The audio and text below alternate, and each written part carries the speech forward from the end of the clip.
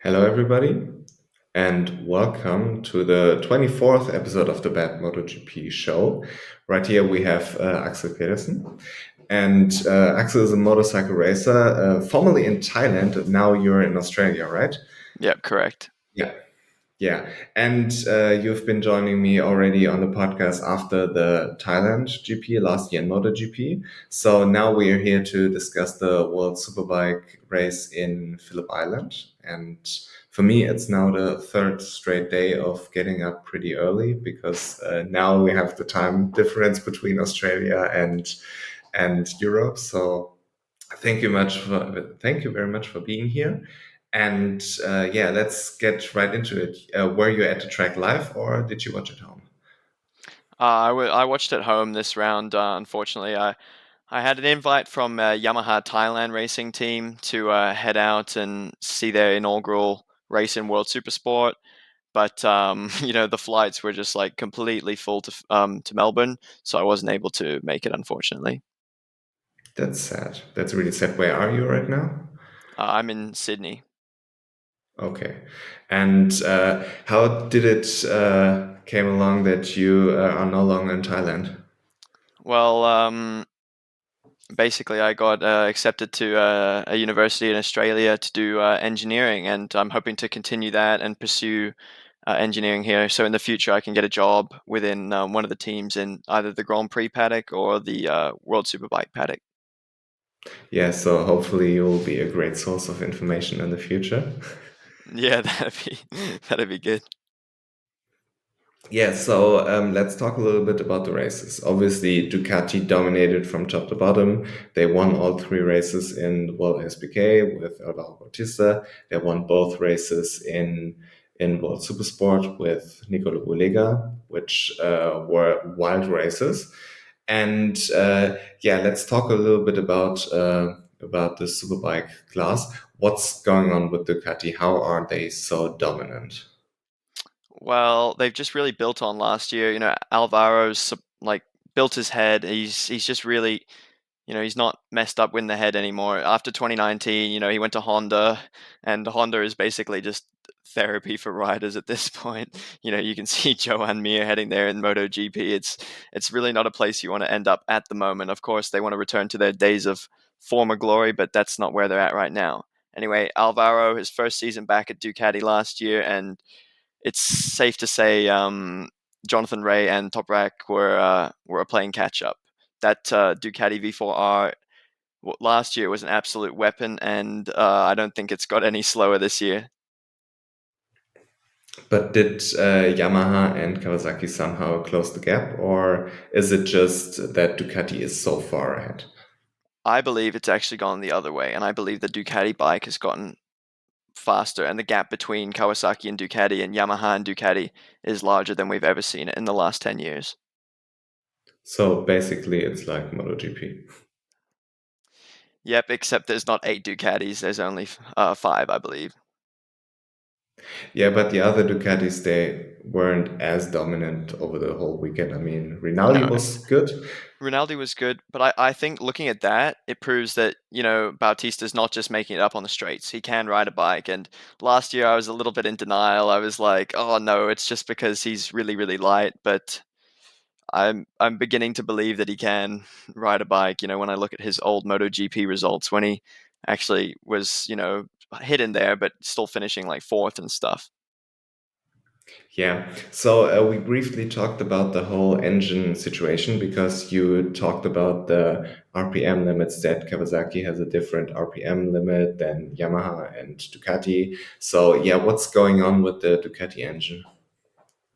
Yeah, the World Superbike is a little bit interesting where Ducati actually have the highest RPM limit at 16,100 RPM, which you look at them and they're the fastest bike on the straight, and whoever makes the rules has not adjusted that. I don't want to throw some public shade right off the gate, but the second highest RPM limit is Honda, and I believe that they really need the high RPM limit because they're struggling. Next is BMW, and then it's Yamaha, and then it's Kawasaki. Now Kawasaki has a 14,600 RPM limit, and compared to Ducati's 16,100. that's quite a large difference, especially when Kawasaki, they're running the inline four engine and Ducati's got that nice smooth V4. It really is, I'd say, a little bit imbalanced at the moment. Yeah, I've seen that. And because I'm new to Superbike, I just watched my first weekend. What's the whole point of having RPM limit or different RPM limits anyways? Why can't you have one RPM limit which works for every manufacturer? Like I believe they have in MotoGP. There's no kind of balance of performance in MotoGP. Yeah. So what's actually going on there? Why are they shifting the performance or adjusting the performance of the bikes? So when clearly Ducati is now the best bike and Kawasaki was the best bike a couple of years ago. So Yeah. why are they still suffering from that? I think these RPM limits are slightly a few years behind. You look at Kawasaki's dominance basically 2019 or 2020, like, and before. They won six, probably, I think seven actually, world championships in a row with Jonathan Rea and I think Tom Sykes. There was no doubt that that bike was definitely the best package back then, and Dorna or the FIM have not yet updated those regulations accordingly. And you look at something like Honda. Honda still have the second highest RPM limit, but they're doing a lot better than they were, when Alvaro Bautista was at Honda. You look at Ika Lecuona and he's fighting up there for, the podium ish, like within the top six sort of battle there. And that's definitely not where that Honda was. So I think there's definitely some more like scaling to do. And why don't you just have the manufacturers and let them build the best bike possible and leave them alone with RPM and all of this stuff? In the end, you've got the two competing like engine designs with the V4 and the inline four, and a lot of like the Japanese manufacturers don't want to move over to the V4. And previously, the inline four was a superior engine model, but Ducati has found out a way to get that engine lighter because that used to be way too heavy. Hence the lack of RPM limit because it would never be as fast on the straights. But Ducati has lightened that engine to a point where it's now viable for racing. And the reason why World Superbike has that scaling is because they always wanted to keep racing close. Because World Superbike is sort of like a little bit of a B Tech series compared to MotoGP, and they want to capitalize more on, when people look at MotoGP, they see, bad racing now with the winglets and the front tire overheating, and that they want to draw people to World Superbike where the racing's close, and it's like guys throwing Moto3 bikes around except they're on superbikes. I thought that the battle for fourth place in race two was amazing. I mean, everybody basically was battling from P4 like to P10 or whatever. I can't remember.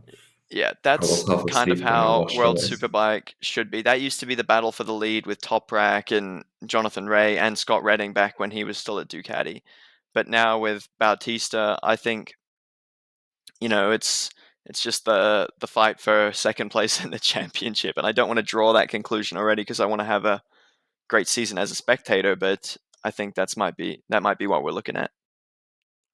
I mean, I guess that the other riders will be better at different tracks. I mean, I remember the beginning of the MotoGP season last year where everybody thought, oh, Ducati isn't any good, or at least the GP22 isn't any good. And after time, they grew into the bike, and we had at the end, kind of close battle for the championship.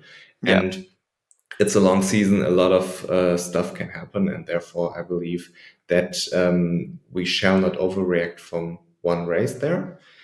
But I agree with you. It looks like Ducati has hit the ground running, and I don't know how the character of the bike works in a different track, which is maybe not as fast and flowing as yeah, Phillip Island. But yeah, I would agree with you that from the first race, you could draw that conclusion. yeah.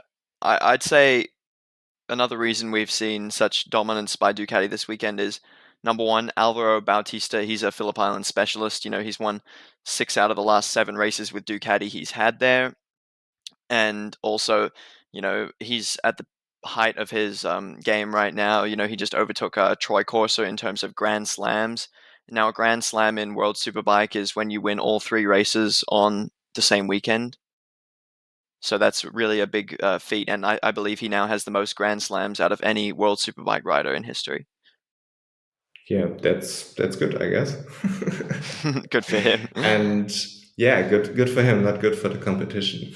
And let's talk a little bit about Toprak and the whole Yamaha thing, because I've heard stuff that the Yamaha is a little bit underpowered compared to the other manufacturers, like the same stuff what happened in MotoGP, and I've also heard that not the Toprak is not necessarily the best at Phillip Island. There are other tracks who suit him a little bit more. So, what do you make of him and his chance for the championship, especially after this bad race too, where he got taken out?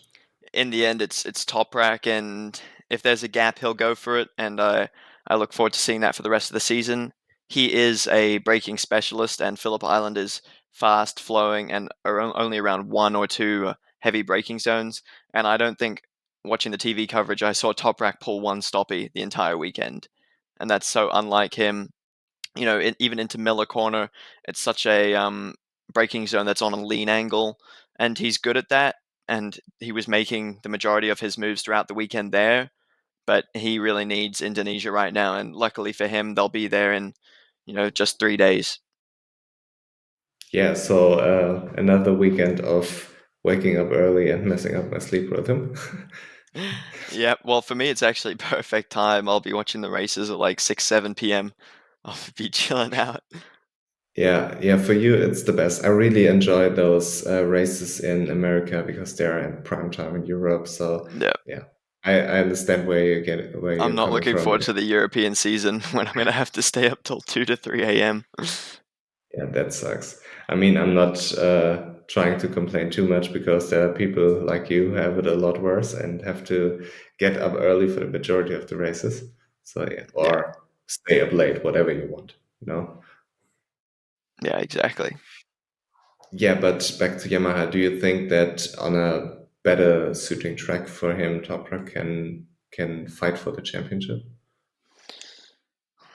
Yes, I believe so, but the calendar is pretty much the same as it was last year, and overall, Bautista came out on top. And if Yamaha's not going to make those developments and those advancements, then I don't see why they're expecting the story to go any differently. How does this whole development thing actually works in World Superbike? Because you have the production bike as your base setting, basically, but then obviously it's not a production bike anymore. No, It's it's not. everything but a production bike.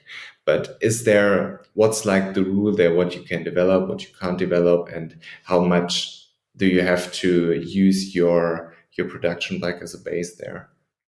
Well, it's my understanding that they can basically just take the street engine and modify every single part in it as long as the baseline is the street engine. And I'm sure there's a few minor things that they're not allowed to adjust. Of course, capacity, but there might be some things like materials that they're not allowed to use within the engine. Otherwise the crankshafts could become really, really light, and that could give someone like Ducati a much bigger advantage. Although I'm not 100% sure. We can look at things like BMW. In the past couple of years, they've had the S1000, and now you look at their bike and it looks completely different to what it was 2 years ago. Yeah, but now they brought the new Yeah, M1000RR, the which is M1000 like, is like the further iteration of the S1000, which is basically predominantly for only track use, although it is still sold for the street as per World Superbike regulations. You must sell a minimum amount of bikes for the street. and how does the whole aero thing and chassis work? Is it the same, like that you have to use your production bike as a base there, or is it just it has to look like the production bike?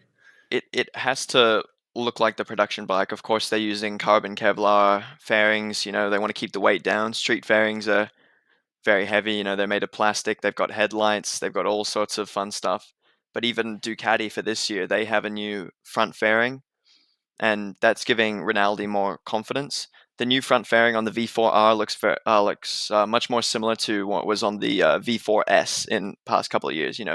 More of a wider wings at the front, and the actual visor is larger. So for someone like Rinaldi, who's a little bit bigger than Bautista, he can fit in there and tuck in better. Do you have to have the wings on your production bike in order to use them in Superbike? Yeah, Because in the Yamaha R1, which you could buy on the street, there is none. On the Kawasaki, I don't believe there's any wings, but the BMW is like the best example because they have these big ass wings yeah, and they look like the Ducati wings in MotoGP. So, but they have this on the production bike as well. So you have to use this model. You can't just slap wings on it, for example, on a Yamaha yeah. now, because you Exactly, don't have them exactly. on the production bike. Yeah, Ducati's Yeah, a great okay. example because they've been doing wings on production bikes for ages, and Kawasaki with their new front fairing, they've implemented like the front fairing is sort of like its own wing. It's much more of a steep angle, sharper edges, more aerodynamic. And Yamaha are the only ones who really haven't done anything aero-wise yet. I mean, they haven't necessarily done too much aero-wise in MotoGP, so what do you expect? Yeah, I mean, if you would have to pick one, Ducati is obviously the one when they used aero back in what was it, 2010 or 2011, with yeah, way on the back. test for the first time. They were the first ones who really introduced them into racing, and yeah, so they know a thing or two about aero. Yeah, And if you look at the amount of resources they pour into motorcycle racing, it's obvious that they have the best bike, that they have the best engine, that they have the best aerodynamics. And yeah, I hope that the other manufacturers will catch up a little bit because obviously we want close racing. We don't want what was in F1 for a long time that Mercedes is at the top yeah. and nobody could challenge them. So yeah. And the last thing I would like to ask you on the whole thing of World Superbike is the electronics. Is every manufacturer developing their own electronics, or do they have spec electronics like they do have in MotoGP? They do have spec electronics. Yeah, Okay, like they have so a spec everybody has the ECU, but same.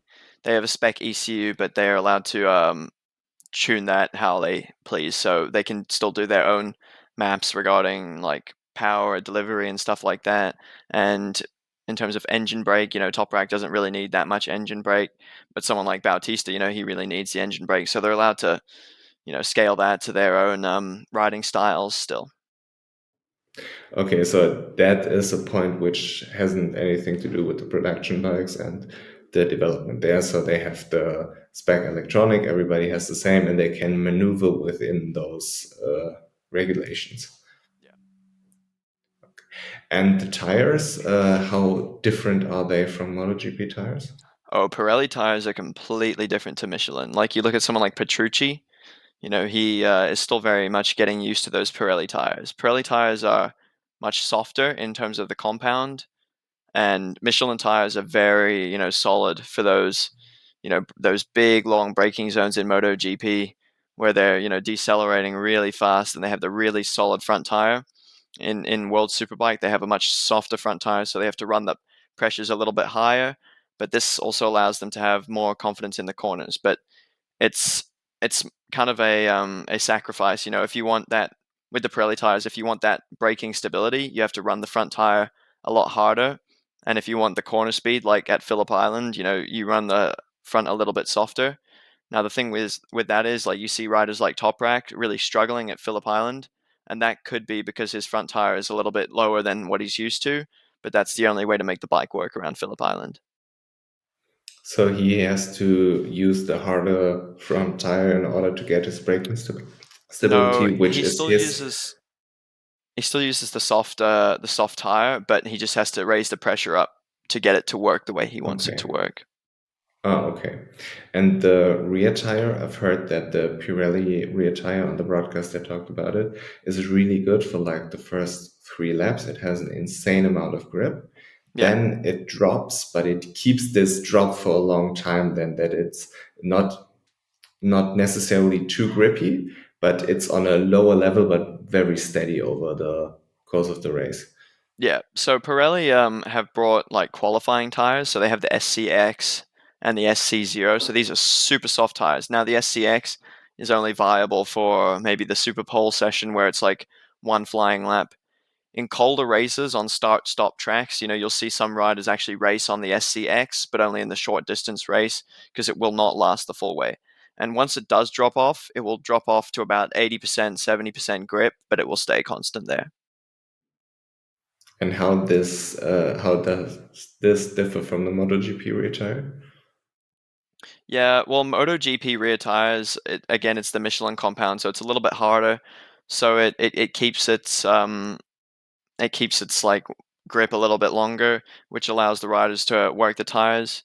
But unfortunately, if it's like a cold day, it takes a while to get heat into the hard to the tires, and you see like a lot of riders crashing on hard tires, during free practice 4 or something during race simulation, where it just gets way too cold, and then they just either tuck the front using the hard front or lose the rear or high side using the hard rear. What I really enjoy about World Superbike is that the bike is moving so much. There were scenes where Toprak and Agita were sliding with the rear out of the second to last corner in Phillip Island, I believe. And it looks just amazing. And in MotoGP, you don't get it anymore because their bikes are basically on rails. Everything has to be perfect. Everything has to be smooth. And I really enjoy that in Superbike, you have these bikes who are actually working underneath the rider who are spectacular. So that's a really great takeaway I got from the Superbike race this weekend. Yeah, exactly. Like just watching them, I could sit there all day and just watch Toprak and Dommies spin some laps around Phillip Island, just with those close-ups and slow-mos on the rear tires spinning up and smoking. It's just something great, and it's what as a spectator we love to see. In MotoGP, it's breathtaking, but it's really hard to get a sense of speed when you don't see little moments like that. You see Toprak have tiny little moments, but still pull a fast lap. When in MotoGP, you spin up the rear just a tad, and then your lap's gone. I always think that lap times for spectators are so irrelevant because when MotoGP went to Phillip Island, they were lapping at 1 minute 27, I believe, and Superbike is more like 1 minute 29 or 1 minute 30, so they're about 2 to 3 seconds slow. So I would rather have 2 to 3 seconds slow with close racing with spectacular bikes than just MotoGP bikes who work perfectly on what they do and are faster, but you don't get this spectacular aspect of it. So yeah, I don't mind that they're slower when they're more spectacular, when they have close racing and all of this. And I really enjoyed this. This was like a big takeaway from Superbike this weekend for me. Yeah. That it's spectacular, it's great to watch, and at the end of the day, you don't care if it's 1 minute 27 or 1 minute 30. Yeah, as long as, you can see that they're going flat out, that's what I love. The view for the viewership, it's like when you see them just absolutely on rails. It's really hard to see that in MotoGP these days, I think. And a great example of, bikes on rails is like watching a series like British Superbike, where in the Superbike class there, they have no assists whatsoever, no rider aids. And that just makes for absolutely insanely close racing. It's all in the rider's right wrist, and I think that's the essence of superbike racing, where the riders are all about controlling that slide and no electronics, no aids, just raw horsepower and power delivery. Yeah, that's basically what Remy said that they should do. They should strip the bikes of all electronics and just race them. And yeah, I would like to get a little bit more into BSB because of that, but I don't know how to watch it, so I'll have to figure it out. And not necessarily want to make a third motorcycle racing series part of my life now Oh because no. the shit's getting out of hand. No, I'm on Yeah, all of them. I'm on BSB, Moto America, World Superbike, Australian Superbike, and MotoGP. I'm just glued to the TV every weekend. Oh, and yeah. ESBK. Uh, I forgot about that one. yeah, yeah. Tell my girlfriend about it. That every weekend we're just now watching motorcycle racing and can't do anything differently. That's just life, you know. Yeah, it is what it is. But back to Yamaha, what I wanted to know when you're looking at Yamaha, what are the areas where they're lacking? Like obviously horsepower, but what else should they improve in order to be competitive? The Yamaha's chassis, I actually tested an R1 not too long ago. It's a great chassis. You know, compared to the Honda, I rode the Aprilia RSV4, I rode the Honda Fireblade, and I rode the R1 all on the same day, all on slicks, like within about 30 minutes of each other, so I could really get a direct comparison. And hopping off the CBR 1000, which was a face melting speed, absolutely crazy top speed, you know, up to 300 kilometers an hour in fifth gear. Just I didn't even need to use sixth on the 1 kilometer straight in Buriram. And you know, stepping up into the braking zone, you know, my helmet's like pushing against my face. It's insane, and much more appreciation for what they do. But then I hopped on the R1, and it felt like I was back on my 400 in terms of corner speed. Like I could really corner that and have so much confidence in the corners. And now I can see kind of the essence of their MotoGP bike compared to Honda's bike. You know, Honda felt like an absolute dog to ride. Like, and then getting on the Yamaha, just it felt more relaxing. Like honestly, their And bike it's really well made in terms of the chassis. how similar are the World Superbike bikes in comparison to the street bikes? When you obviously they're different, obviously, but how much of the DNA stays the same? For example, when you ride a CBR and you say it's more of a dog, or when you ride the R1 and it's more of a smooth operator, how much of the DNA stays the same when you go into a World Superbike? Yeah, well, the chassis is it's the chassis. You know, I believe they are allowed to change the swing arms, so that can help things. But Yamaha actually have to stiffen Toprak's frame and add like about 5 to 10 extra millimeters of steel at the front of the frame near the triple clamp that holds the front forks in. Because in the beginning, when he started braking on that Yamaha, he was braking so hard that he was actually bending the frame of the Yamaha R1. So that is some adjustments they had to make. And the Honda, in the end, just the angle of the forks, the way the chassis is, the stiffness of Honda's chassis from factory, it's what gives its characteristics. You know, the power delivery, it's very rapid, and acceleration is crazy, but out of the corners, it's quite hard to handle. You need to, you know, play with the electronics to make sure it's working properly. Obviously, with Remy now at Yamaha, I'm a little bit more interested in what actually goes on at Yamaha. What did you make of his weekend? Oh, Remy. Oh, he at least he's got it out of the way now. I mean, that's the one rule in all of motorsport: don't crash into your teammate. And unfortunately for Remy, you know, he did that. And oh, I when I was watching on TV, I swore, and I was with my 80-year-old uncle at the time, sorry, and he was like, "What happened? What happened?" He thought something bad really happened, and I had to explain to him that, you know, my favorite rider Remy had crashed straight into his teammate. And I'm so grateful that Domi is a nice guy, and they could, you know, maybe smile about it after. I'm not sure what's going on behind closed doors, but in terms of the team's media perspective, they seem to be okay with it. Anyway, in terms of Remy's riding, um, he has potential and he has the speed, but you know, I was watching him get passed by like people like Bassani and stuff like that, and I believe he's a better caliber of rider than that. Especially in a Super Pole race, you know, I remember Remy said that he's not super comfortable with the softer tires yet, and that's because they're just the ones that are the furthest from the Michelins. So, in my opinion, in my uneducated opinion, it's just a classic case of having to adapt to a new class. I mean, obviously he is fast, obviously he's a world champion, and like from a resume, he has so much more on his resume than most riders. I mean, you could argue that a Moto2 World Championship is worth more than a World Super Sport Championship. Yeah, no When doubt. we I would compare agree with that. Dominic Egerter with Remy, but at the end of the day, all of this doesn't matter when you are on track racing against each other. And Domi got the better of him this weekend. But yeah, I feel like he just needs to adapt more to the class because the MotoGP bike, especially the KTM, they're so incredibly different from Yeah, let's not anything talk about. else on I the can't be market. saying the Honda CBR thousand's a dog when we're talking about the KTM MotoGP bike. Yeah.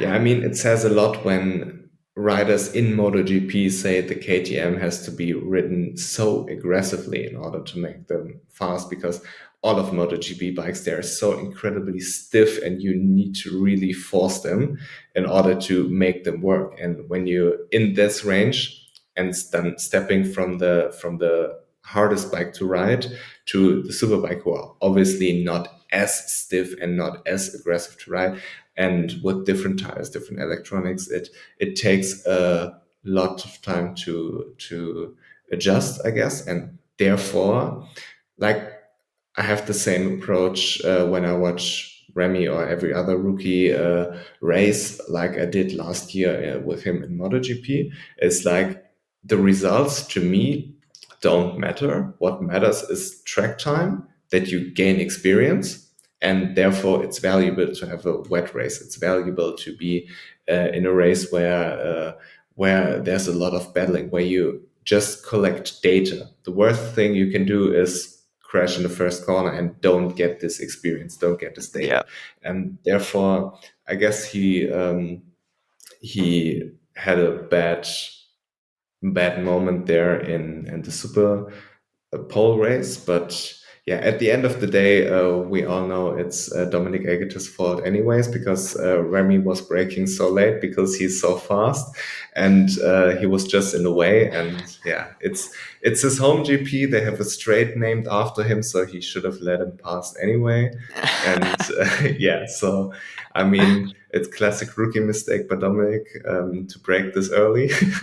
yeah, But no, in all seriousness, I mean, stuff like this happens. We've seen it multiple times on MotoGP and Superbike. It happens.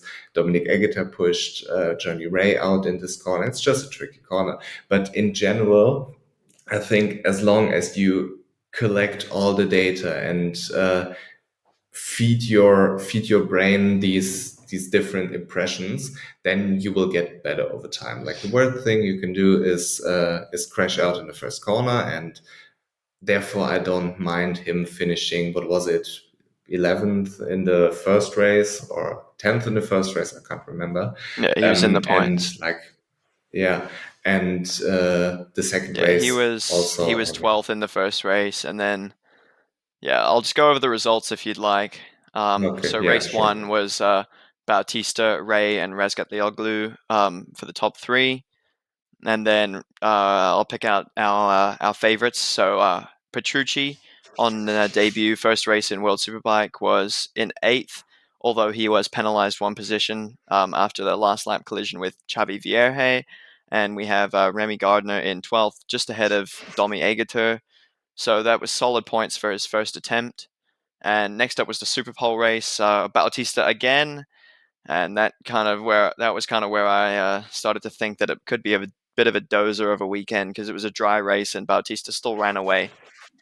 But it was Rinaldi in second, then Razgat Lioglu in third, so another good podium for Toprak. Then yeah, this was unfortunately the race where Remy took Domi out, and Petrucci, fresh from Moto America, was in 11th. And then in the final race of the day, Bautista again, P1, Rinaldi second, and then Andrea Locatelli in third, which I believe is a great showing from him. It's his judgment year. You know, Yamaha has so many good riders. I believe Domi is probably the next best candidate for that seat. Unfortunately for Remy, Domi just has much more experience on those production type bikes. Remy, he might take this year, but I think GRT is a great team for him to be at. Anyway, in race 2, Remy finished in P10, so not a bad weekend. Yeah, yeah. Basically, what I wanted to say is I don't look at results there. I look at experience gained for a rookie. I mean, when you're a rider like Bautista, when you're a rider like Toprak, obviously you look at results.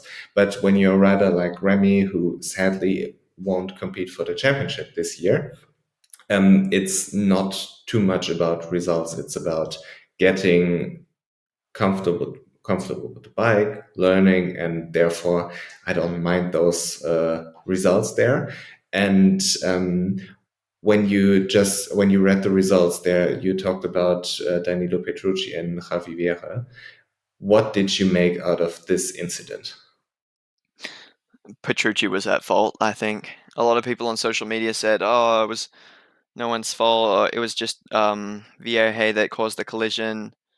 But in the end, I believe Petrucci kind of forced him out onto the curb, and there's nowhere to go. You can't force a rider out onto the grass.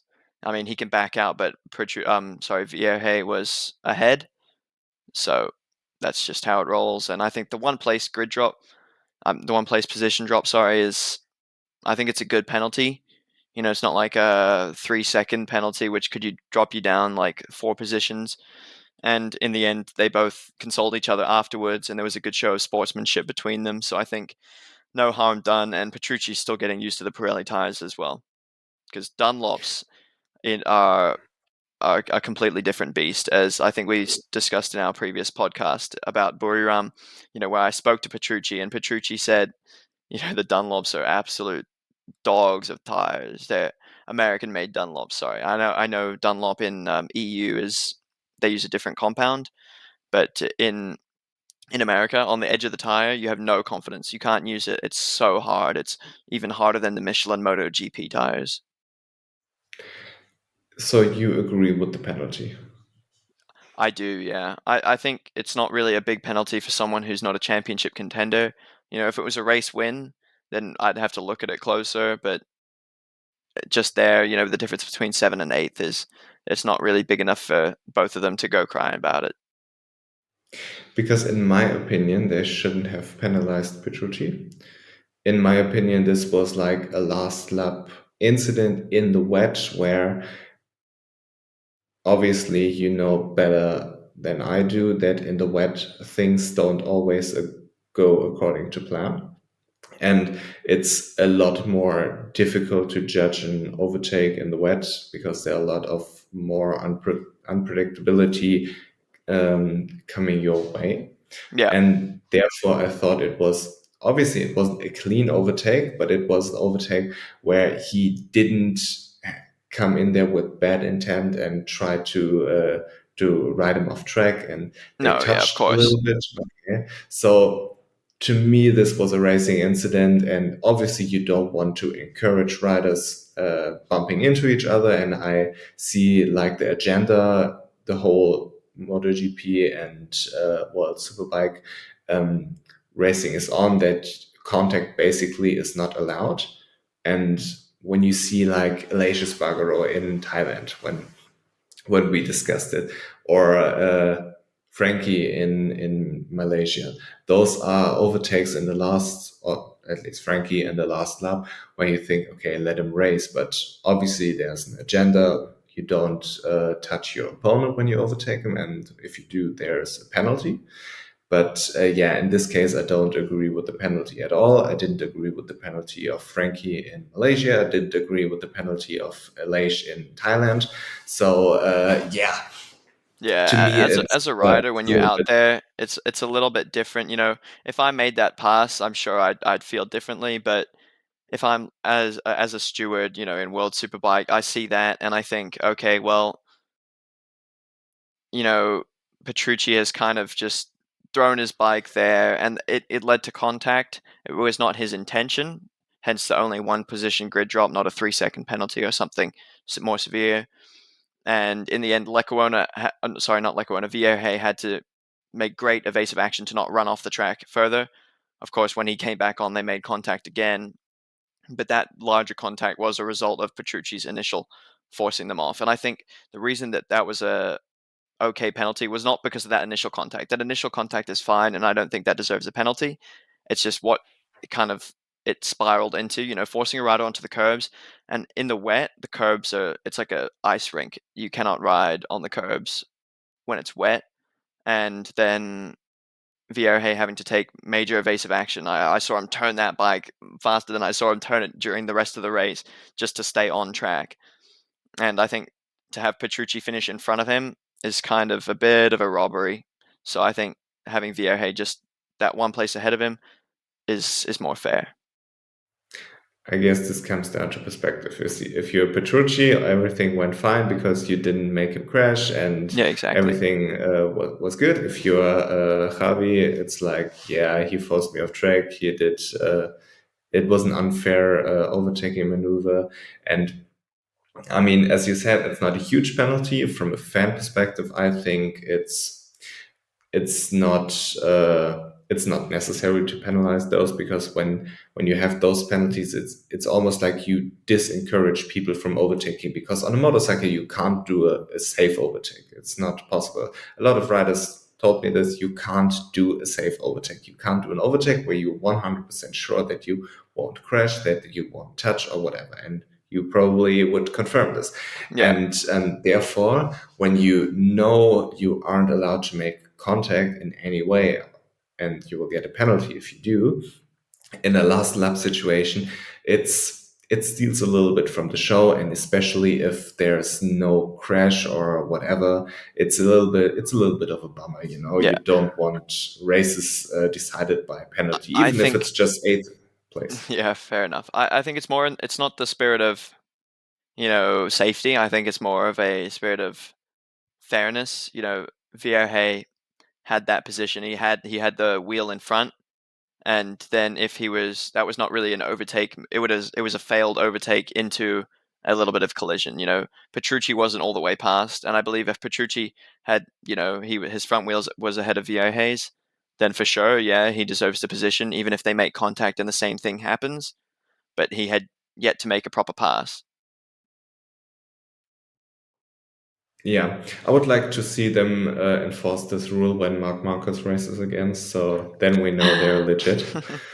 But Nah, but yeah, when Mark Marquez does it, it's different it's because different, he's right? Marquez.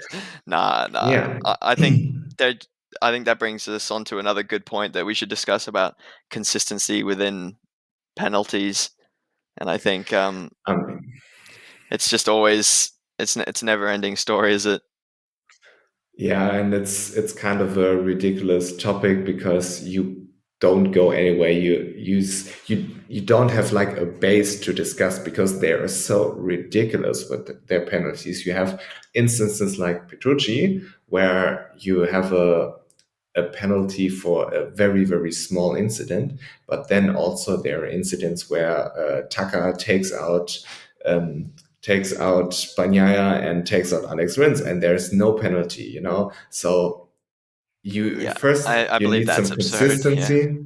Yeah, you need some consistency, and then you can discuss those things, because right now the discussion is pointless. They don't know themselves what they are doing, and I don't really want to get into it because I'm kind of sick of it by now to every weekend discuss the incompetence of the stewards. fair enough. Fair And enough. yeah, but I mean, with the Petrucci case, I understand both sides. I understand your point of view, but I also think from a fan perspective, you want to have like more.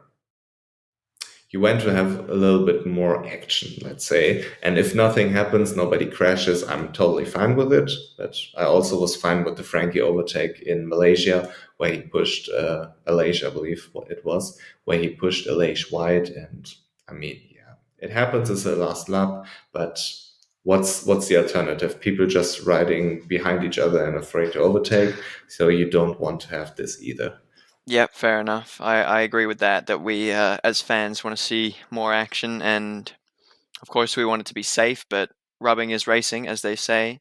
And as a rider, I'm not scared to make contact with someone else. We have brake protectors for a reason.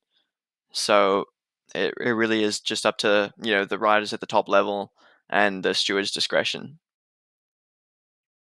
Yeah. And I would like to talk to you a little bit about Jonathan Ray, because, like, from my point of view, I never really watched World Superbike, but I always knew a little bit on what's going on. And Johnny Ray is basically the Marc Marquez of World Superbike. He won 6 titles over the last couple of years. And with the exception of the injury history, now he's not as competitive anymore as he was over the last couple of years. And what was a little bit strange to me is when I'm messing up the races again. Please correct me if I'm I think it's wrong. race I one believe where in Domi the pushed him wide. no, this was the Super Bowl race. In race one, in the wet, he was Oh, second. sorry. Yeah. You're right. My bad. Yeah, That's my bad. yeah, Yeah. you're messing up the races in wet, which is weird with 3 races now. You can't say he did this in a race. You have to always think which race it was. Yeah. But yeah, in the Super Bowl race where Domi pushed him wide, I mean, okay, shit happens, but then he wasn't able to recover anywhere, and I believe he even finished behind Philipp Oettel. So yeah, it's a little bit unfortunate for him.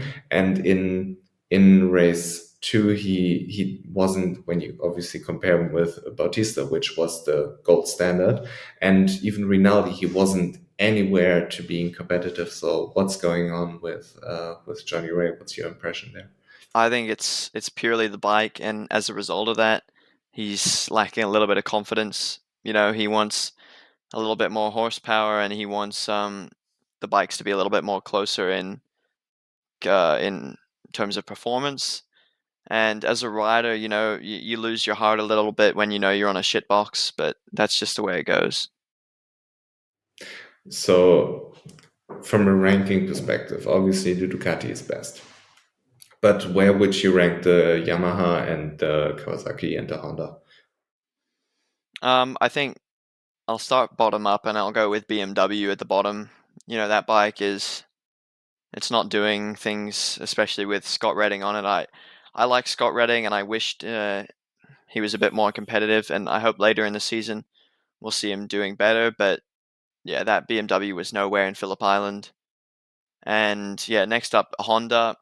They're making a good start. They're starting to come back a little bit up the grid. They've got 2 really good riders now, and I think that's what they needed to get them out of their slump.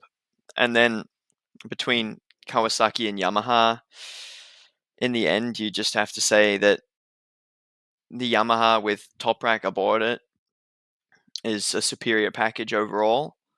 But I believe Kawasaki still has, a better engine than Yamaha. So I'll have to put Yamaha third best bike and then Kawasaki second best bike. Okay. You talked a little bit about BMW, and I totally forgot about them. Yeah. What's the issue with BMW? Because obviously BMW, they have so much resources they could potentially pour into a project like this, but it always felt like road racing or motorcycle racing in general isn't their top priority, and Well, therefore I it's a think little you got bit it. You hit it weird. right on the head there. BMW, they have plenty of backing, but their investors and their board is all car people. They're not passionate about bike racing. And in the end, there's very few people in BMW in the higher ups that are fighting for more resources dedicated to BMW. It's a miracle they even got a new bike with the M1000. And I think the biggest issue with that bike is power delivery. Hearing from some of the riders, they have the engine power, but they just cannot get it smoothly down to accelerate nicely out of the corners, as well as that bike being a little bit of a dog in the corners, in general. So what's the point of doing it at all when you don't get the resources, when you don't get the results? It's bad marketing when you're like the when you're a manufacturer and you're listening to the Bad MotoGP podcast. You obviously don't want to be at the bottom of Axel Pedersen's ranking. So they're probably Yeah, pretty pissed off right BMW are going to make now. some changes now. Yeah. So now, what's the point of it when you are not competitive over years? I can't remember when BMW was competitive for the last time. Yeah, and I don't think that's ever, you know, BMW, they have a big history in motorsport, but it's on four wheels, not two. You know, in 2012 or something, they introduced the S1000, and a lot of BMW fans, and I think it's really just a bike for car fans. It is just that bike. When you know some guy in his 40s, he's having a midlife crisis, he wants to go buy a bike. He's gonna buy a Ducati or he's gonna buy a BMW. You know, they don't look at Japanese bikes for that kind of purpose. And in the end, it's just a street bike, and they're doing it just to make sure people are aware. And they brought in Scott Redding. They're obviously somewhat determined to improve, but they're doing it on a tight budget. Which is unfortunate. And I always thought that BMW isn't serious about motorcycle racing because they never went into MotoGP, even though they have this big partnership with MotoGP. They have the safety car, they have the BMW bikes there, and when you go to a MotoGP race, you see official MotoGP cars like the BMW MX-5 standing around there and driving around the VIPs. And BMW is very involved into MotoGP, but just not motorcycle um, in a motorcycle way, you know. Yeah, yeah. It's BMW. They're in the end, they value just their name being somewhere rather than results at this point. When Kawasaki, they're on a much smaller scale than BMW, but they've had that history, and now Kawasaki all over the world are cutting investment in racing, but still they're going forward in World Superbike, and it's still selling bikes, but in the end, no one's really selling as much bikes as Yamaha and Ducati right now.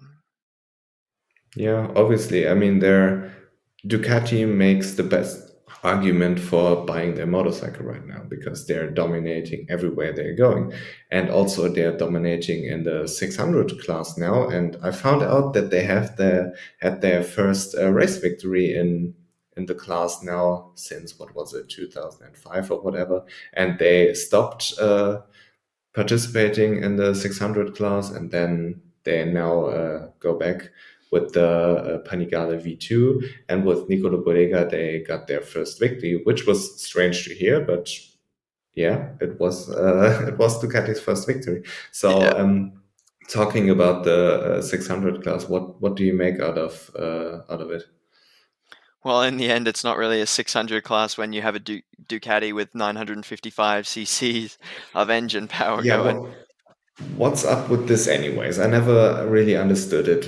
How is Ducati, and back then when they had the V2 in Superbike, they were able to run like 1200 cubic centimeters Yeah, of engine capacity, and now in the super sport class, they are able to run the basically 1000 cc bike, and while Yamaha is running the 600, while Kawasaki is running the 600. What's up with this, anyways? yeah. Well, in the end, the Ducati is they obviously have some sort of sway in Dorna's regulation changes that came in with the Super Sport Next Gen, and I think Moto America did it best because the FIM set out the base regulations of what the RPM limit would be for the Ducati. And in Ducati's first season back in World Supersport, that RPM limit was stayed constant the whole time, and it was a little bit too powerful in my opinion.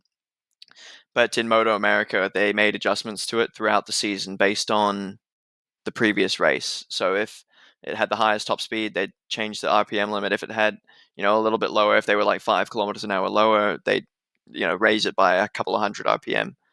And in the end, I think that's what needs to be done when you have a bike that's 355 cc more than some of the other bikes it's racing with. You need to, really make adjustments on the fly.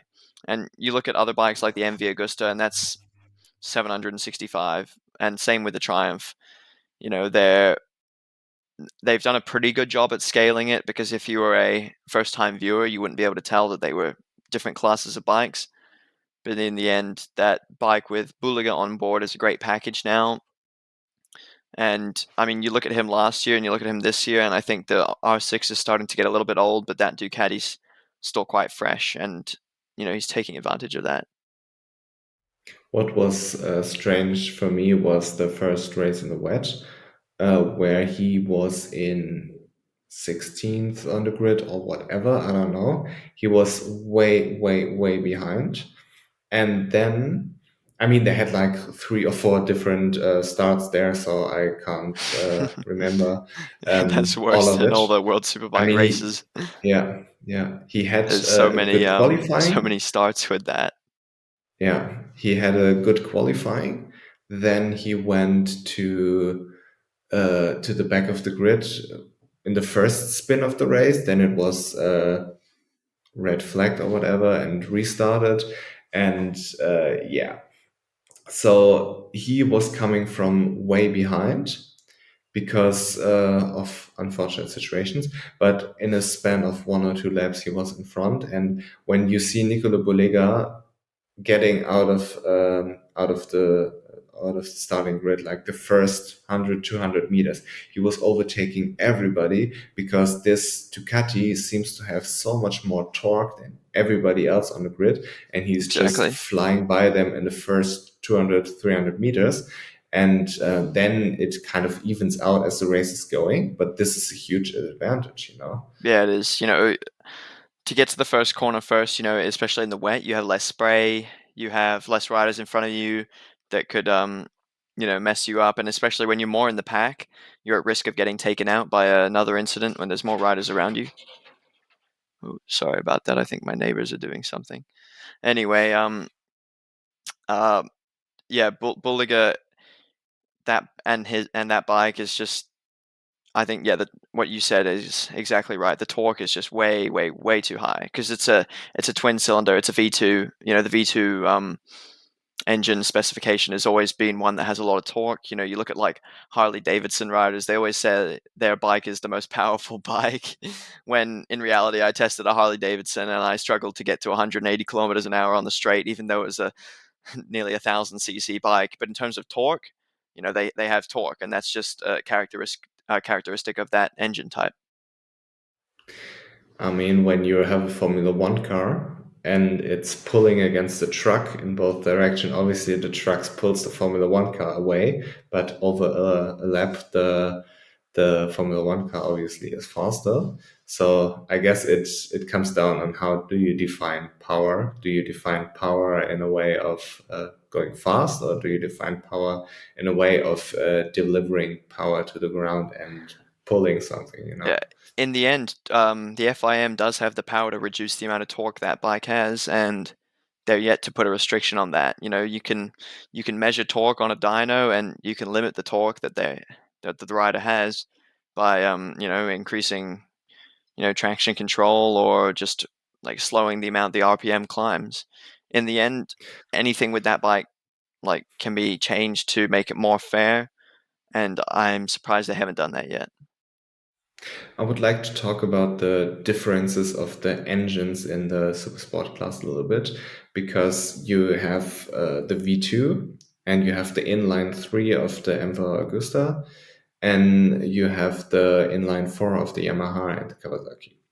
Obviously, the V2 has more engine capacity, as we talked about, and the MV Augusta does too, but the inline 4 revs a lot higher and therefore makes up for the lack of torque in a way of generating power. So the inline 4 generates its power through revving pretty high, whilst the V2 is generating power through torque and having a lot of force output. So how does this even out on a race? When you say, okay, you can race a 950 cubic centimeter bike Yeah. versus a 600 I with think they those really different just engines. scaled it over a one lap pace, In terms of lap time, they're not far off, but it's like you're putting a 1000 cc on a large go-kart track against a 400 cc bike. The lap times could be very similar, but in terms of corners, the 1000 cc is going to be super slow. But on the small straights that it has, it's going to be super fast, and the lap time will in the end be the same. But you can't put those two bikes on the track at the same time because the difference in speed in terms of the straight and on the corner is just way too high. And when you look at something like the inline four, it's not really got a linear power band. At the low RPM, it's not really got much power at all. And then all of a sudden at 13,000 RPM with the R6, it really just kicks up. And then you hear that, 140 horsepower just roar out and scream. Same with the Kawasaki. Now, the triple of the MV Agusta and the Triumph, more linear power band, but still it's an inline engine and 3 cylinders. So they're higher revving and they don't produce as much torque. But it's sort of like the best of both worlds, or maybe the worst of both worlds, whatever way you sit in terms of your opinion on the inline four. But then the V2 it's just a torque monster. It's big capacity. Each cylinder is basically a RC390. It's two RC390s in each cylinder, and the piston size is about 70 millimeters. So it's about a 70 centimeter piston. When you look at something like the Yamaha, the inline four, the piston size is about that big. So it's quite different, and that affects the how high you can rev the bike, but also of course the characteristics of the engine. So, do you think that Yamaha with Muncie on it have a shot against Bodega over the course of the season, or is like the Ducati again too much for the Yamaha? If Domi was on that bike, I'd say no doubt, but Manzi has to prove himself at Tenkate, and I think I'm excited to see that. And at this point, I don't know what you're thinking, but I'm not thinking that Canonju is gonna do it. I mean, I watched him in Moto 3 when he had this amazing race in Valencia. Then he kind of went nowhere and I forgot about him a little bit. And then I watched the race. It was the first 600 or super sport race I basically ever watched, I believe. Yeah, I watched some highlights or whatever, but yeah, it was the first real world superbike weekend that I ever watched. And I thought, hey, maybe he's good there because he was on the pole position after what was it, Manzi? Something happened with the pole sitter in one of the 1,000 restarts of the super sport race. Yeah. I can't get it together Well, because A, I was half asleep Jan actually and crashed on the warm up lap for the final warm up lap, I believe it was. And oh, he was the one who was yeah, he went down, no. and it was a bit of a Turkish civil war, I think, with Bahattin Safoglu, Keenan's nephew, crashing into Jan. Yeah, now I get it together. I'm sorry. As I said, I No was half worries. asleep and yeah. Um, Basically, all he had to do was finish the warm-up lap and he was on the wet tire, and at the end it was proven to be the right tire. I mean, the slick tire, they were nowhere, especially after it began raining again. Yeah. So I thought it has to take a lot of I mean, it's always easy to judge from the outside. I'm not on this bike, but he fucked up the warm up lap 2 times. In the first warm up lap, he went wide into the gravel and came back. He didn't crash, so yeah. But in the second one, he crashed, and I don't necessarily understand how a professional racing driver on the right tire for the track, when he went out and went into the gravel with the wet tire, I thought to myself, hey, he's about to change tires because obviously it's not the right tire for him if you go wide. So, but he stayed on the tire, and therefore I think he has to believe that the wet tire is the right tire, and he was proven to be right at the end. But to not even be able to complete a clean warm up lap, I believe says a little bit about the state of where he's at right now. And I mean, I don't want to shit on him because who am I to judge? You know, I wouldn't be able to do it anyway. So, um, yeah, but it looks kind of sus, you know. Yeah, and third time was definitely not lucky for him on in terms of warm-up laps. You know, after that moment, as a rider, I'd be like pinching myself, like being like, "Get your head in the game, get your head in the game. Take it easy on the warm-up lap. Definitely do not lead on the warm-up lap. You know, just drop behind, let and just follow someone else." Because on the warm-up lap, riders actually go maybe like 80 to 90% of their pace during the race, so you can kind of get an idea of how hard they're going to push it, especially for a wet race. You know, if you're struggling to keep up with them in a wet race on the warm-up lap, then you know you're definitely going to have to go harder in the race. So it's actually a good way to get rid of your mental block a little bit before wet race. But Jan just approached it with the wrong mindset, and yeah, he paid the price for it. I feel sorry for the other guy, the Sufoglu, because he had the wrong end of the stick there and just drove into his bike. And yeah, shit happens when it's not even your fault and there's a lot of spray and all of a sudden there's a bike on track. Yeah, I feel sorry for him, but for Enshi, I mean, he in order to win his first race, I guess he has to be a little bit more mentally stable in a way because he went to Moto 3 and won his first race in the wet. So I thought, hey, he was good in the wet. So maybe he will be good in the wet too. And he had all of the ingredients to win, but he didn't for reasons that he fucked up by himself. I I mean, think it he's was got no Jorge other Martin fault. syndrome, honestly. You know, super fast rider, but just cannot stay on the bike to win. Could be. I don't know. This was the first race in Supersport I watched from him, so I Yeah, will he have hasn't got a win to yet, and he's watch been a in the lot class more. for a few Yeah, years, and he's always yeah, thereabouts, but never can hold it together for a full race. yeah. And I thought back in Moto 3 where I was going was that he kind of lost his or got lost in his head a little bit in Moto 3 because he won his first race. There was a lot of pressure. Those people are like superstars in Turkey where they're from, so I don't know what's going on there, but I feel like he needs to get his head clean a little. Maybe like Maverick, you know, on a good day, Maverick can beat everybody in the world by 30 seconds. But obviously, not every day is Maverick's day, and you need to figure out how to make every day your day. And Yeah, yeah, same with Anshu, I believe, because he has all the talent in the world, he has the structure around him to be successful. But yeah, you need to complete a warm up lap, I guess. and that's just how it goes. You know, it's just when you see a rider make a mistake like that, you know it's not ability; it's just his head. And Yeah. I'm sure Keenan puts a lot of pressure on him as well as Toprak. You know, and I liked your meme about it. All you have to do is finish the warm up lap, then you'll be good. And then, yeah, that didn't go to plan. Yeah, I mean, if it was this easy, I guess everybody would win. But yeah, it's a funny oversimplification, I guess. What I wanted to talk to you about before I let you go, because it's like late. See, it's dark outside, right? It's late in the Oh yeah, evening.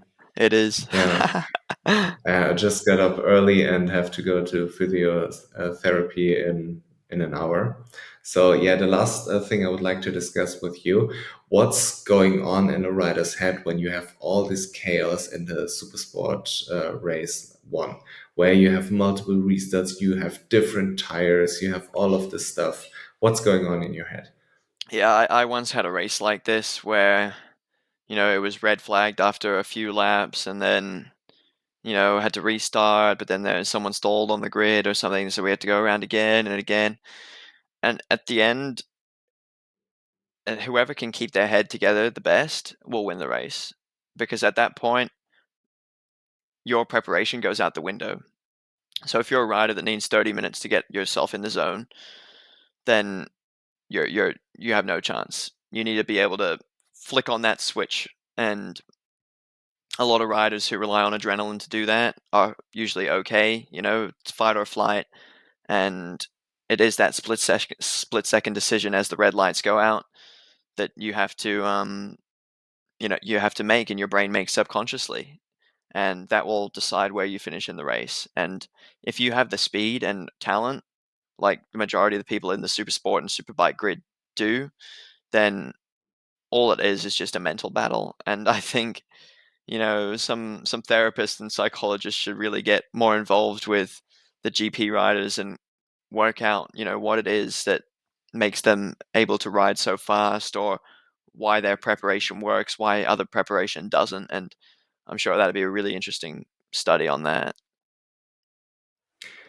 Yeah, I felt like they obviously nobody knew what was going on because the weather is so unpredictable, especially in Phillip Island. You don't know, will it stop raining and the track will dry up, or will it continue to rain? So you basically have no clue what's going on, and you can't have. I mean, it's basically a flip of a coin. Either it starts raining again, or it stays dry and the sun comes out and it dries up. So when you have a race with people who are like on intermediates, who are on wet tires, who are on slicks, and then there were people, I believe, who mixed tires, had like an intermediate front and wet rear, or vice versa. I can't Yeah, other remember. way I around. believe You never want to Muncie. have Yeah. you never want to have more grip at the rear than you have at the front. Otherwise, then you're just asking to tuck the front on the throttle. Basically, the combinations that they can do in World Superbike and Supersport is they have a wet front or a slick rear, wet front and into rear, or into front and slick rear. Like, you never want to Okay. be rolling around with like a slick front and a wet rear. That's just asking for it. Okay, yeah. So what I was where I was going was, when you are in a situation where you know, okay, I have the let's say you have the slick tires or you have the intermediate tires, and you know, okay, maybe the beginning of the race I won't be able to fight for the top, but if the track dries up and I will be good towards the end, how do you keep yourself composed, that you don't fuck it up in the first laps, but also don't be too cautious and lose all of the advantage you get later on because you're like 2 minutes behind or whatever? Then the Yeah, best slick tire in the world won't help you. You know how? yeah, What's the mental process there, and how do you keep yourself composed and do your job and not focus on the others? yeah. Well, it brings me back again to mental prep, but it's a different sort of mental prep. If you have the adrenaline and you're on slicks and it's wet, it's very hard to see, 3 laps into the future. You're only thinking about go now, go now, go now. But if you're a rider that can stay calm and stay focused, then you'll be fine. But if you're a rider that stays calm, but you're still focusing on just the corner after you, then you'll just be like riding around like a grandma or something, and then all of a sudden you'll see the checkered flag and you'll be in P19 or something, and it'll be very disappointing. Yeah, but in conclusion, I thought it was a fun weekend to watch. It's To me, it's still a little bit weird with the many races that you have, like sprint Yeah, races, that you have two main races, because it's for me a little bit difficult to wrap everything around my head. I would have yeah. to get used to it, especially with MotoGP now. I look forward to seeing the rest of your opinions on the rest of the season. Sorry. Like, in my opinion, this is probably one of the worst World Superbike weekends I've ever watched in terms of the racing. I'd say the racing in both of the main races in Superbike were pretty stale, with Bautista up the front, barring like that battle for fourth place in race one.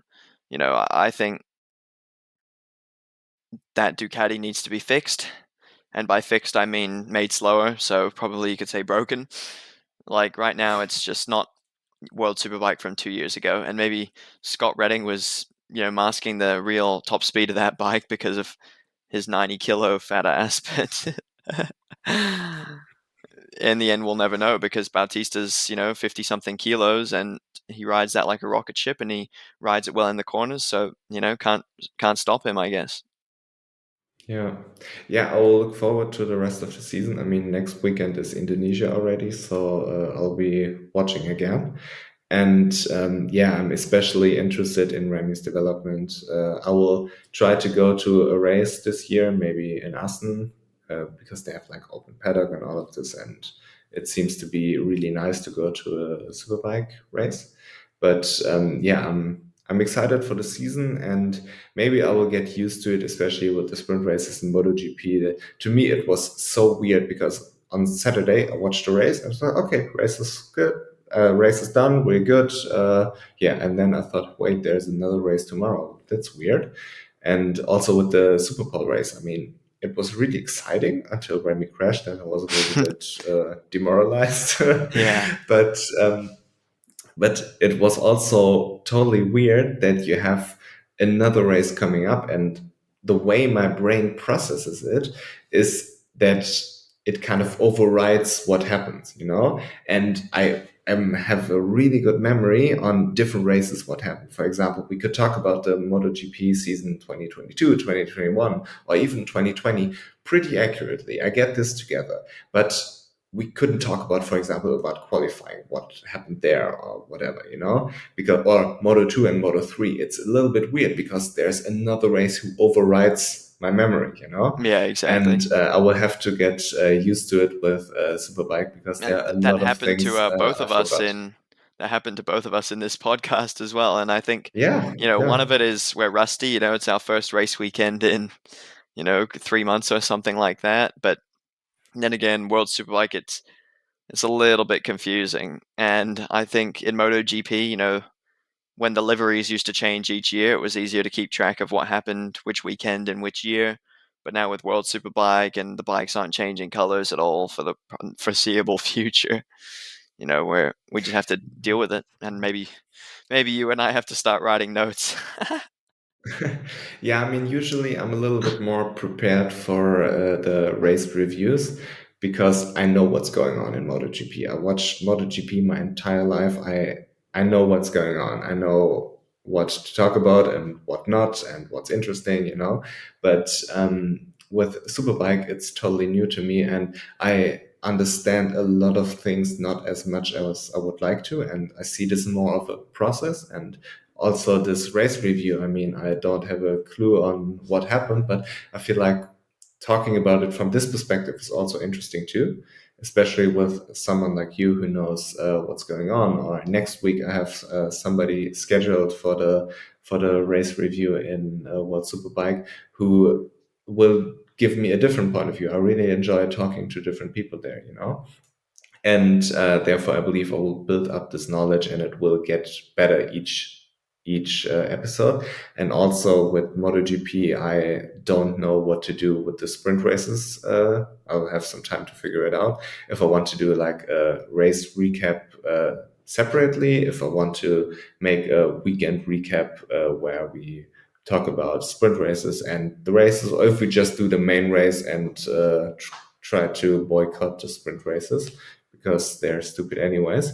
Um, so yeah, I don't know how it will play out, but yeah, luckily I'll decide pretty spontaneously there. But yeah, long story short, I will build up more knowledge in World Superbike. I will get used to the more race format on the weekend, and maybe remember a bit more on what happened before. You know. Yeah. Anyway, to the viewers listening, and let me know or let us know if you'd like to see me back. I'd love to come back, and yeah, let me know if I can improve. I'm always learning, I guess. And yeah, thank you for having me again, and it's been great to be here, and I hope to be back on soon. Yeah, yeah, I really enjoyed our Thailand review, and I had in my mind like scheduled, okay, ask Axel for Thailand for the review again.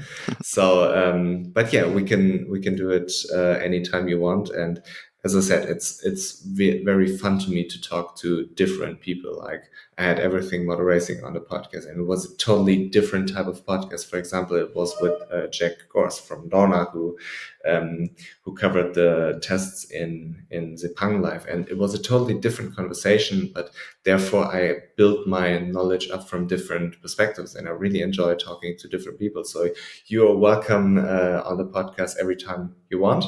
Thank And you. Yeah. yeah, I'm looking forward to a fun 2023. And thank you very much for doing this, even though it was very spontaneously. But yeah, we did it anyways. And see you again sometime this year. Thank you, everybody, for watching. And next weekend, there will be another one. So goodbye.